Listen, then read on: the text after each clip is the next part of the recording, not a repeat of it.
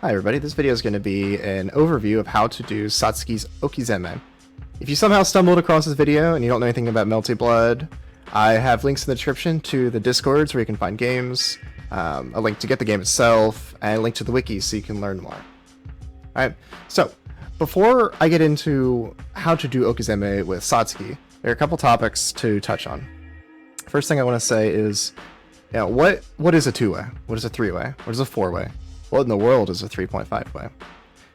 What this refers to is the number of directions you can hit your opponent on the same frame. Right? So an example of a two-way could be hit with a low on one side or hit with a low on the other side. Now, they don't know which side you're on. It's like a left-right. You jump at them, they can't tell. But it has to hit on the same frame. If there's a third way I could hit them, like a high, but it's slower, well then they could block low and then switch to blocking high. So it's not a true mix-up. Satsuki, most of her mix-ups are three ways. And most of those ways are going to be low on one side, low on another side, or a high. She has at least one true four-way, which we'll go over when we get to it. Okay, the next thing I want to say is in terms of execution with the character. There's one thing you need to know, and that's that her C moves can all be charged. Right? What that matters a lot with JC and 2C. With 2C, if you hold the C button for longer than 2 frames, the move literally gets slower because she starts charging. So when you're going for your low, which you're going to use 2C for, you don't want to press the button longer than 2 frames, if possible. It might be okay if you do 3, but focus on this in practices. It's important. JC is the same story. You can't charge it for too long, but you can just press E. Your macro, just press E in the air. It'll give you a frame perfect JC. Only thing you have to keep in mind is if you hold forward or back, you'll grab. So when you go for your mix-ups, you're going to be using E. And you're going to be tapping 2C as light as you can. Okay. Next thing is the Sandoori. Now, this is usually what the 0.5 is when someone describes a mix-up as a 3.5 way. And the reason for that is the Sandoori is slower than a regular air dash back JC. It's a double jump air dash JC. There's 2 ways to input it. You can input it with the macro, like that. Or you can input it manually with your stick or your buttons or your pad. And the input for that, and all of these numbers are based on your original facing direction, is 4, 9, 6. That would look like this. And the other direction, the other way is 4, 7, 6. And that would look like this. Now, unless you're playing on Hitbox, you may find the manual input very hard. I played on stick for a long time, and I never felt confident in my manual input. Maybe you're different. That's just my perspective. The macro is perfectly acceptable most of the time. Alright. So, next thing. You may or may not be aware, this game has variable wake-up timings on knockdowns. So someone like Vichy on here, she's got a very middle-of-the-road wake-up timing. That's fine. Other characters like Miyako, she has a very, very fast wake-up timing. You have to change the way you do Oki against her. And then there's other characters. There's a handful like Rize, Satsuki herself, Whiteland, that have very slow wake-ups. And, unfortunately that doesn't really let you do anything extra nasty on them. It just means that you have to time your normal Oki better. At the end of the video, after I've gone through the normal setups, I'll discuss a couple things you can do to make these outlier characters a little bit more comfortable to practice Okizeme on. Okay, so let's get into the setups. I have 4 setups that I think are the fundamentals of Satsuki's Okizeme game. The first one is going to be the 4-2-1-A ender. This one is a 3-way. You've got the high like that. You got the low, and then you've got the low on the other side. The reason this works is because in this game, when you do an attack in the air, you don't go as far.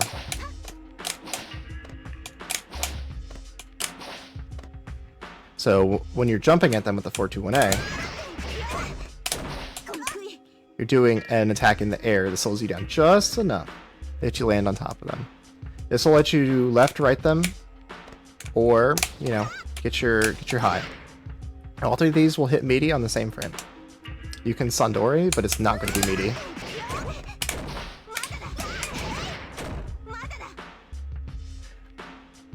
As a new player, I very, very strongly recommend you learn the Okizeme off of this ender. You can get this off of almost any confirm unless you are in the corner when you start. So, let me show you the route that you're going to use.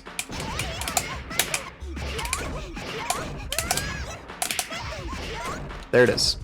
This is a side swap route. The non-side swap route is almost useless, in my personal opinion. So watch. I'm deep in the corner. Let me take a step forward. Alright, let's do the non-side swap version.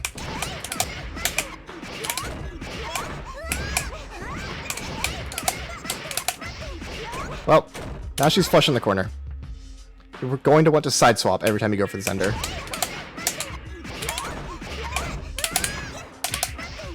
This is not the most optimal side swap, but it's the easiest, and it gives you good muscle memory for learning the optimal later. The route, I'll write it in the description, or you can just watch the video and try to figure out what I'm pressing. The next setup is the 623A in the corner. This setup is a little bit harder to do mechanically. It requires a manual delay, but it's not that hard to master, and it's super strong when you do. So let me show you what it looks like.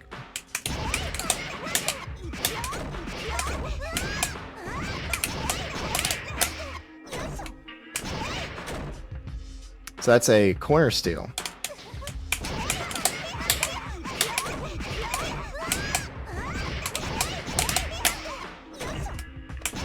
And that's a fake corner steal. And then of course you've got your back JC. So the idea behind this one is you're going to push yourself out of the corner by using moves like 5C, and then you're going to grab them and throw them on the grip. And depending on how you timed your moves, they're either going to be in the corner or they're going to be slightly out. There's only one part that actually matters, and that is the 5C, 5A. The amount of delay that you put between 5C, 5A will determine if you steal the corner or not.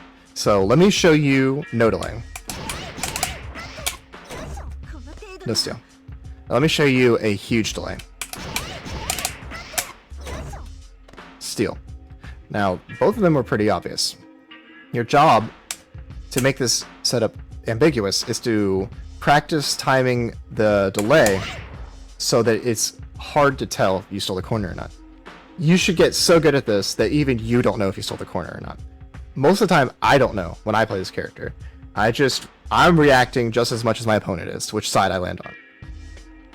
Now, some of you might not like hearing this, but this setup, you have to learn the charge 2C timing. Now, you don't have to do all the hits. You can do just one hit. That's fine, but it is not optional. This mix-up literally does not work unless you can do a charge 2C. So let me show you what it looks like if I don't do the charge 2C. Yeah, I mean, that wasn't the longest delay in the world, but you can see how close I was after it ended. You have to do the charge 2C.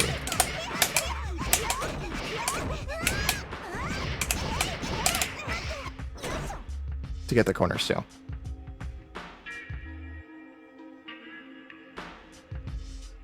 Okay. Next setup I want to show you is the corner 623C setup. This one's kind of similar to the last one. It involves pushing yourself out, grabbing them, knocking them down with a gap in the corner. What's different about this one is the mix-up isn't based on whether or not you pulled them all the way out of the corner, Rather, it's whether you put them back in the corner after it's over. What do I mean? Let me show you what it looks like.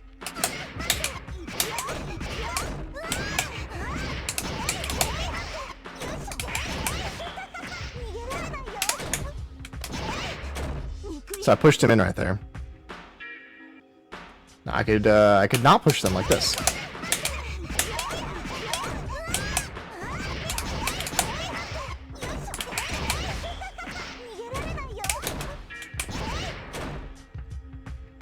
So that's the fundamental idea of how this one works. It's pushing them as when they're down, coming down, and there's either a gap in the corner or there's not any low. Now naturally you also could get an air dash back JC. Now this one is a 4-way. You have time to Sandoori them. The reason is when you knock them down with the tornado throw, you have so much time that you actually have to manually delay. Otherwise you get there too early. So you use that extra time to set up your Sandoori.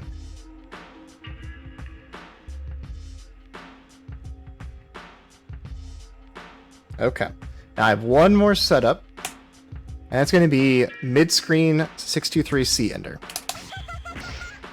Oh yeah, just to know. 236C and 623C are exactly the same. The only difference is the hitbox. So in terms of practicing Okizeme, you can just go right into it, and it is exactly the same as 63C Ender. Now, there are two different variations of this, and it's a 3-way. There's 2 variations. The first variation, you jump over, come back, and which side you land on can be very unclear. And then naturally, you've always got time to do air dash back JC to make it a 3-way. The other variation is very similar, it just looks different.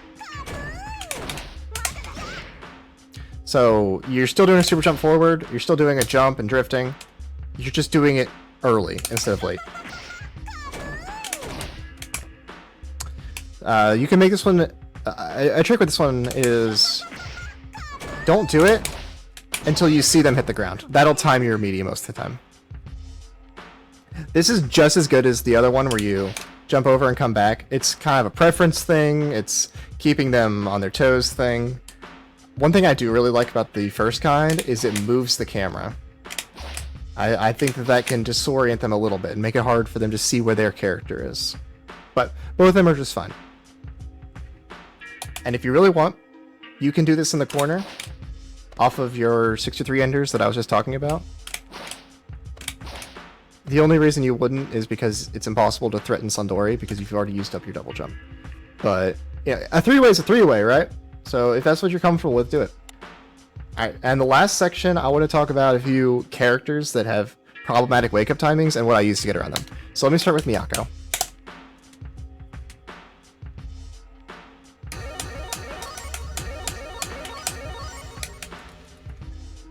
Miyako is very hard to do 421 Aoki against. If I set the dummy to mash on wake up, she'll smack you because you got up so early. What I do is I will cancel my 421A into an air dodge. That gives you a couple extra frames. And then you can do proper Okizeme on her. It costs 50 meter. But I'm willing to bet whatever combo you did to get to that ender gave you 50 meter. Okay. The other character would be Reese. Reese is one of those really slow knockdown characters. Now, if you try to do 623A Oki in the corner, she will wake up way before you hit her. So my 5A was whiffing. It requires manual delay before you jump. But check this out.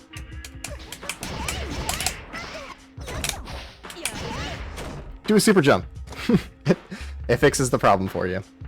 So those are the 2 workarounds that I use to get around characters with weird timings. Everyone else like most characters in this game, you can just do the setups like regular. It's not a huge deal. But anyway, I think that's going to be the last thing I talk about. That'll be the end of my fundamental video. There's a lot more to the character. You know, you can go down a lot of rabbit holes in terms of, you know, Okizeme, but other topics like pressure. You can scroll through my channel. I have a lot of uncommentated content with lots of tech for this character. I'm pretty easy to reach on YouTube, on Discord. You know, I love talking about this character. I don't care if you're new or have a question you think is silly. But that's all for now. Thanks for watching, and I'll see you guys later.